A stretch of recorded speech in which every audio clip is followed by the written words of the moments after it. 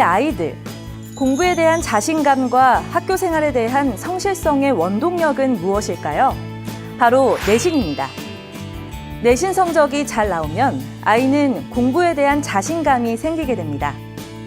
내신 시험은 학습자 자신의 노력에 정확하게 비례하는 시험이기 때문이죠.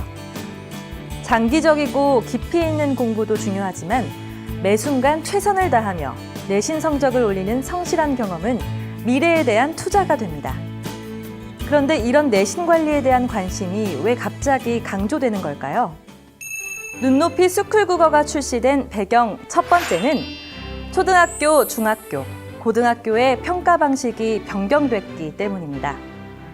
교육부는 2016년 3월 학교 생활기록 작성 및 관리 지침의 개정을 추진해 수행평가 비중의 확대를 유도했습니다.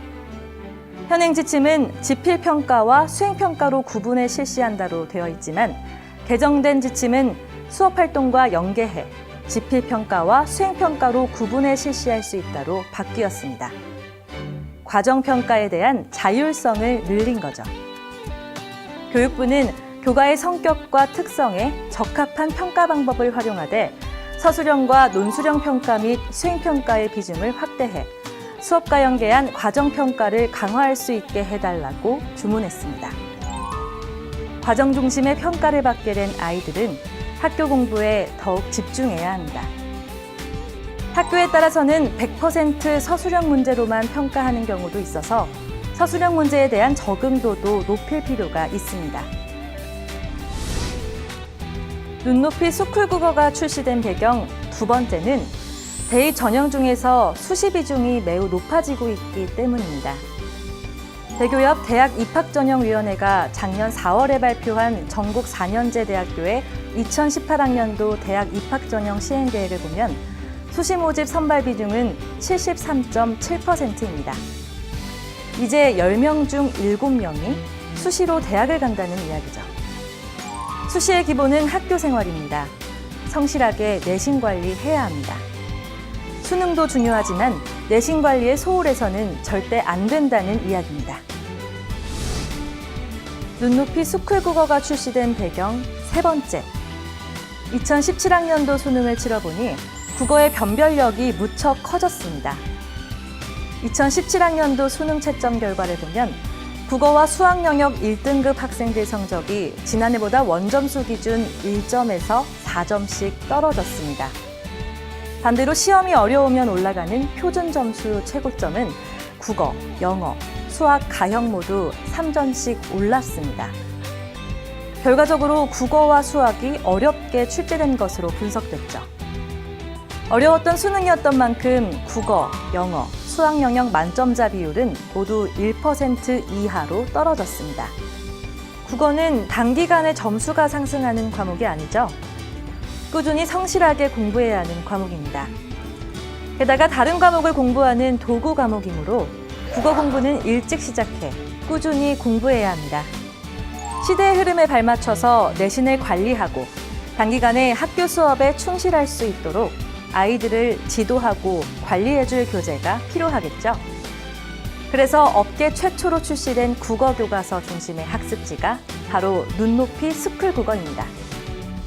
장기적인 국어 공부와 사고력을 잡아주는 것이 눈높이 국어였다면 국어교과서의 단원을 따라가면서 단원평가와 수행평가, 서술형 평가 등 다양한 문제에 적응할 수 있도록 마련된 학습지가 바로 눈높이 스쿨국어입니다. 올해부터 초등학교 1, 2학년에는 2015 개정교육과정이 적용됩니다. 2015 개정교육과정은 모든 학생을 인문학적 상상력과 과학기술 창조력을 갖춘 창의, 융합형 인재로 양성하는 교육과정이죠. 이에 따라 초등 1, 2학년에서는 한글 교육이 강화되고 독서 교육이 강화되며 연극 교육이 활성화됩니다.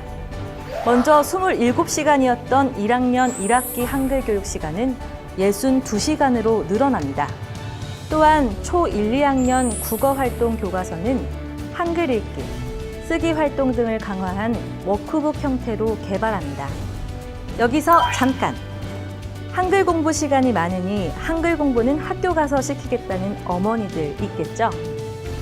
한글 교육의 가장 적기는 아이가 글자에 관심을 보이고 단어를 보고 추측할 때입니다.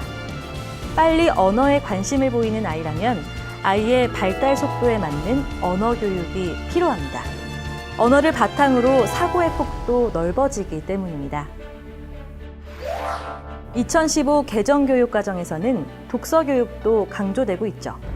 초등학교 3학년부터 고등학교까지 매 학기 수업 시간에 책 한 권씩 읽기입니다. 수업 시간에 읽고 생각을 나누고 표현하는 통합적인 독서 활동을 하겠다는 거죠. 한 권의 책으로 다양한 활동을 하며 깊이 있게 읽는 이런 독서를 슬로우 리딩이라고 합니다. 깊이 있는 독서는 사고의 힘을 길러줍니다. 바뀌는 2015 개정 교육 과정에서는 연극 교육이 활성화된다고 합니다. 연극은 책을, 글을 오롯이 내 것으로 받아들이는 방법입니다. 연극을 하면 책이나 글에서 보았던 인물의 감정이나 행동이 보이기 시작합니다. 등장인물의 감정을 느껴야 하고 등장인물의 마음이 되어 행동해야 되죠. 그래서 국어 교과목에 체험 중심의 연극 단원을 신설한다고 합니다. 결론적으로 우리는 국어가 중요한 과목으로 떠오르는 시대에 살고 있습니다. 여기서의 국어란 통합적 국어 능력과 내신 모두를 가리키는 말입니다. 그렇다면 학부모들의 국어 과목에 대한 니즈는 어떨까요? 먼저 통계청에서 조사한 2015 초중고 사교육비 조사 결과를 보면 초등학생의 75.5%가 가정에서 문제집 및 참고서로 국어를 공부한다고 합니다. 그런데 많은 학부모가 이 참고서 학습에 문제를 느끼고 있었습니다. 어떤 문제점을 크게 느끼고 있었는지 알아볼까요? 51%가 학습 관리가 잘 되지 않는다고 느끼고 있었고요. 31%가 교재 내용을 혼자 학습하기 어렵다고 느끼고 있었습니다. 그런데 초등국어 내신 대비 학습에 대한 니즈는 높은 편입니다. 저렴한 비용으로 짧은 시간에 체계적으로 내신 국어 학습을 할 수 있는 학습관리 제품이 필요했던 상황이었고, 대교는 업계 최초로 학교 평가에 대비할 수 있는 국어 교과서 중심 학습지 눈높이 스쿨국어를 출시하게 되었습니다. 눈높이 스쿨국어를 통해 여러분들의 전문성은 더욱 강해질 것이며 회원과 학부모들의 신뢰는 더욱 높아질 겁니다. 오늘도 최선을 다하는 여러분은 자랑스러운 눈높이 교사입니다.